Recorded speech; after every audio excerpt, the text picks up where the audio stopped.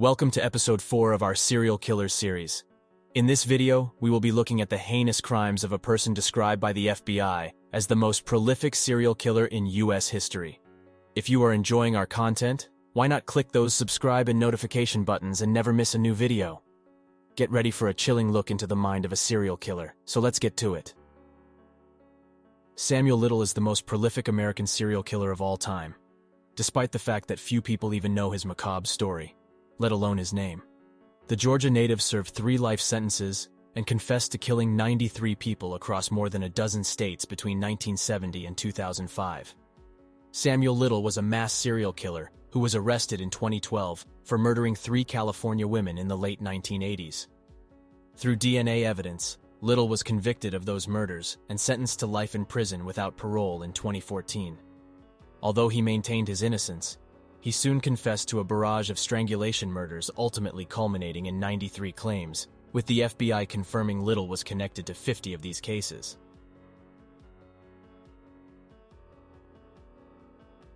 Little was born as Samuel McDowell on June 7, 1940.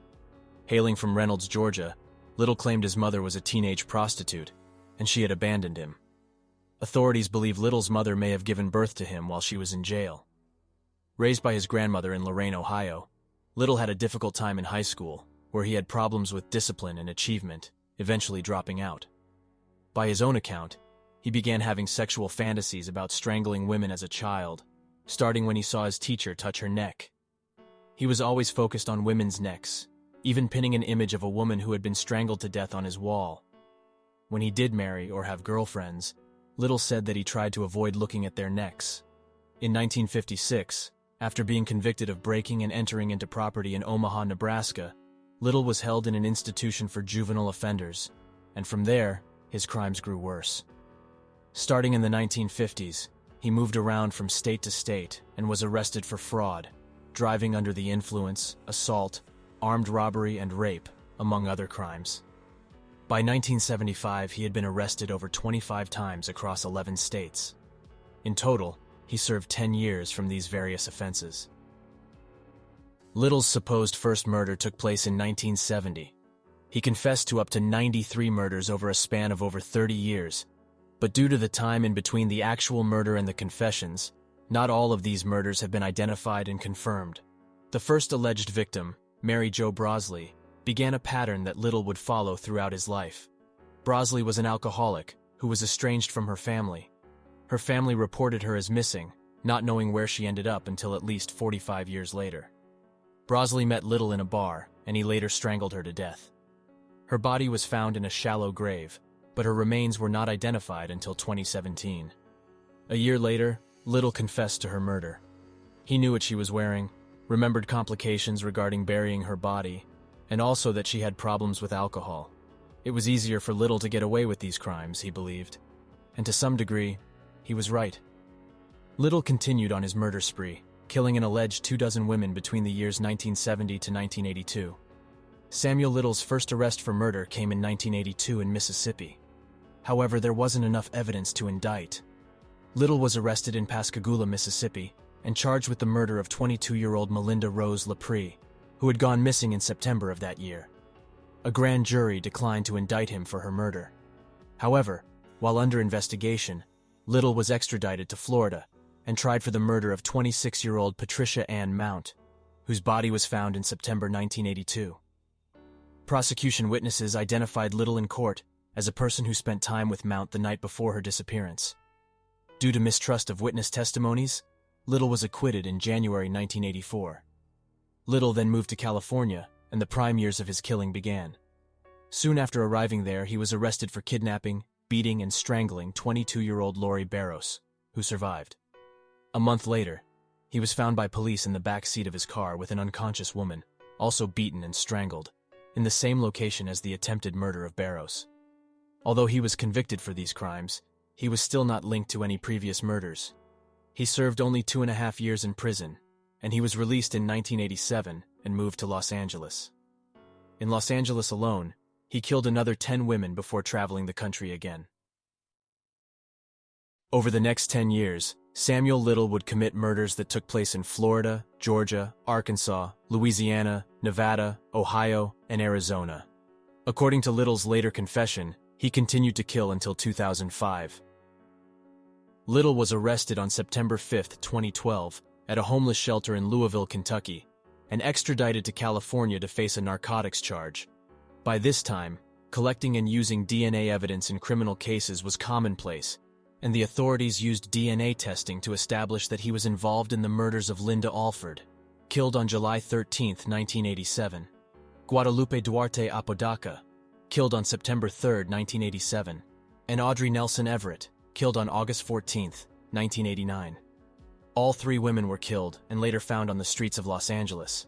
He was extradited to Los Angeles, where he was charged on January 7, 2013. All of a sudden, investigators had a lead in dozens of murder cases from the 1970s to 1990s. Little was tried for the murders of Alford Nelson and Apodaca in September 2014. The prosecution presented the DNA evidence as well as testimony of witnesses who were attacked by the accused at different times throughout his criminal career. On September 25, 2014, Little was found guilty and was sentenced to life imprisonment without possibility of parole.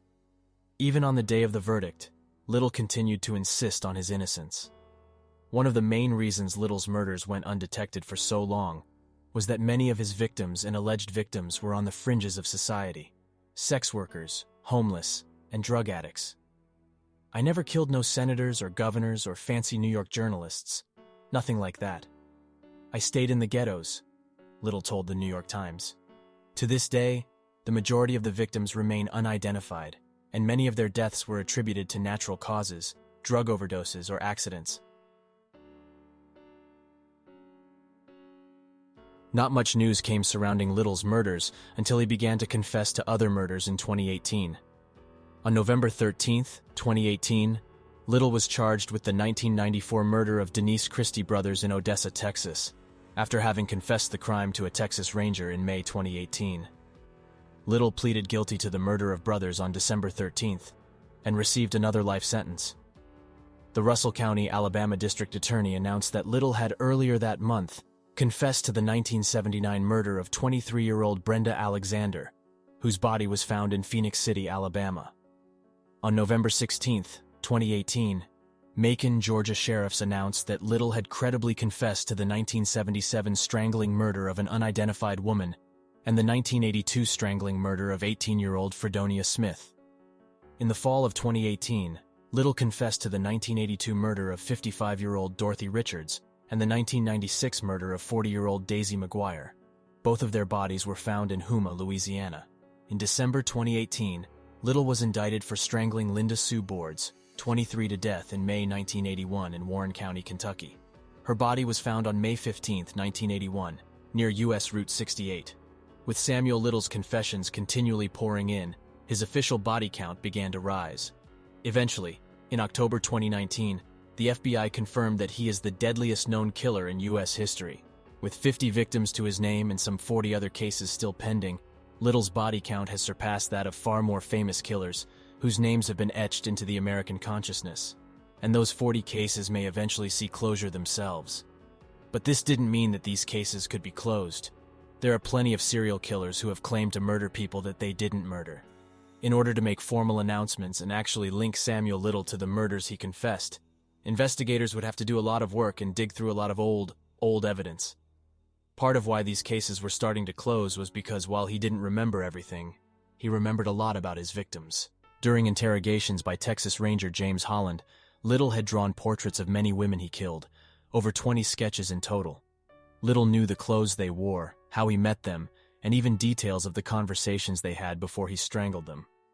He confessed that many of these women had been sex workers, or were unlikely to be missed by family or friends who would have been searching for him or garnering a lot of media attention.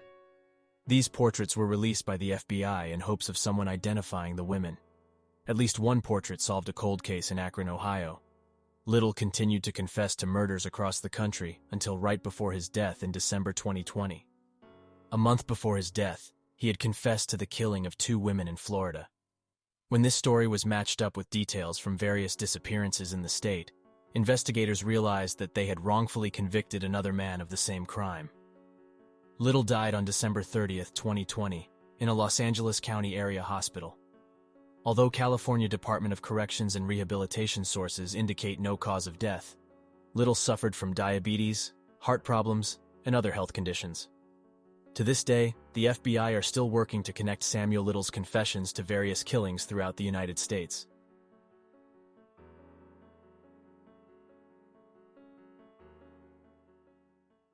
Please like and subscribe for more murder mindset videos. Our twice-weekly videos aim to give you a quick and concise insight into the world's most prolific killers. Thanks for watching, and we'll see you next time.